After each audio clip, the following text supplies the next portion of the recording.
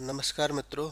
तो आज देखते हैं कि 7 मार्च का मुख्य करंट अफेयर्स क्या है जो न्यूज में बना हुआ है।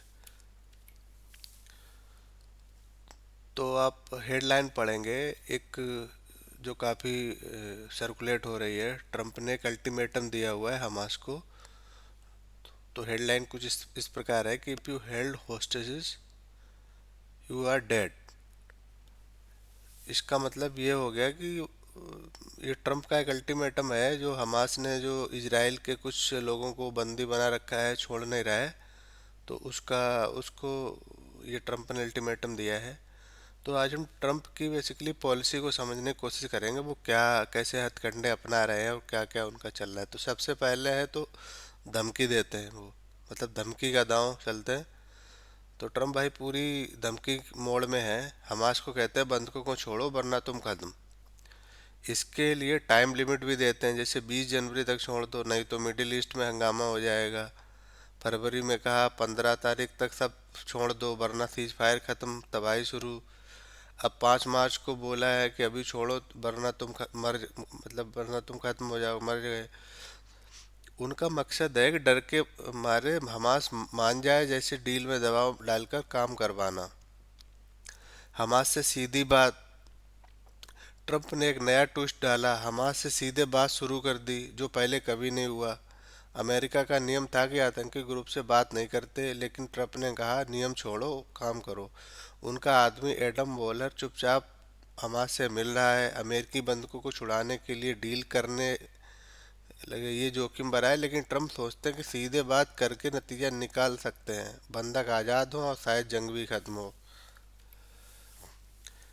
इजराइल का पूरा साथ भी है।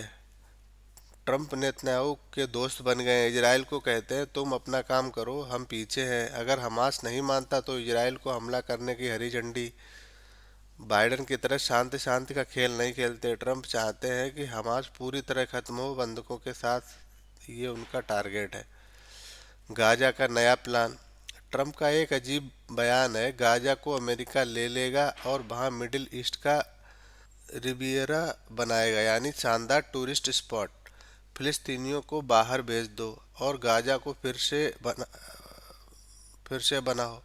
हमास को दिखाना चाहते हैं कि अगर बंधक नहीं छोड़े तो उनका कंट्रोल खत्म, और अरब देशों को कहते हैं इनको ले लो वरना मदद बंद। ये प्लान सबको गुस्सा दिला रहा है, लेकिन ट्रंप सोचते हैं कि ये दबाव काम करेगा। अब इसको हमने तो ये एक पागलपन का नाटक है। ये ट्रंप का स्टाइल है थोड़ा पागलपन दिखाना, जैसे तुम्हें ऐसा मारेंगे जैसे पहले कभी नहीं पड़ा। इसे मैडमैन थ्योरी कहते हैं। दुश्मन सोचता है ये तो कुछ भी कर सकता है और डर जाता है। थोड़ा काम भी किया। 15 फरवरी को 3 बंधक हमास ने छोड़े जब ट्रंप ने धमकाया, लेकिन अगर हमास नहीं डरा तो ये दांव फेल भी हो सकता है। काम किया या नहीं इस पर नजर डालें तो थोड़ी कामयाबी मिली है। 19 जनवरी से 33 इजरायली और 5 थाई बंधक आज़ाद हुए। 2000 फिलिस्तीनी कैदियों के बदले। 5 मार्च की धमकी के बाद बातचीत भी शुरू हुई। दिक्कत, हमास पूरा नहीं माना। वो कहता है इजराइल गाजा से निकले, जंग खत्म हो, जो ट्रंप और नेतन्याहू नहीं चाहते। साथ ही गाजा लेने का ये आइडिया सबको चिढ़ा रहा है। खतरा क्या है, हमास से बात करने का मौका देने से वो ताकतवर भी हो सकता है और मिडिल ईस्ट में तनाव भी बढ़ सकता है। तो ये कुछ थ्योरी थी जो ट्रंप की एक तरह से स्ट्रेटजी क्या है इजराइल और जो गाजा और जो फिलिस्तीन, ये सब इशू को से रिलेटेड, तो उस पर ये थोड़ा नज़र डालता है। Thank you.